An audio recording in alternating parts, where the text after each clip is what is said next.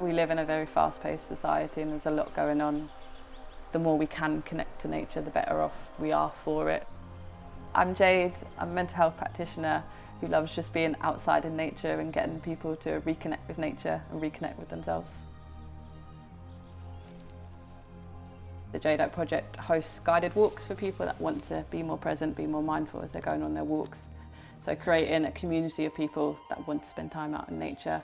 And the walks that I've done have created kind of a sharing circle, so people want to talk about what's going on. So it's kind of a safe space for people to kind of offload in a way. I always say nature doesn't judge, it has that environment where I feel like people are more open. Working with young people and seeing what they're potentially missing in the outdoors is just them being present in the moment.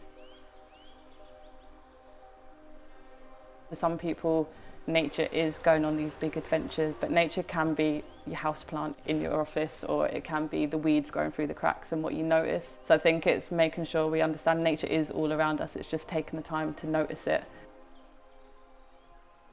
Just breaking down that barrier between us and nature, it just gives me that sense of aliveness, that wellness, that being present, that there is things bigger than my day-to-day worries. I can just sit there and be present.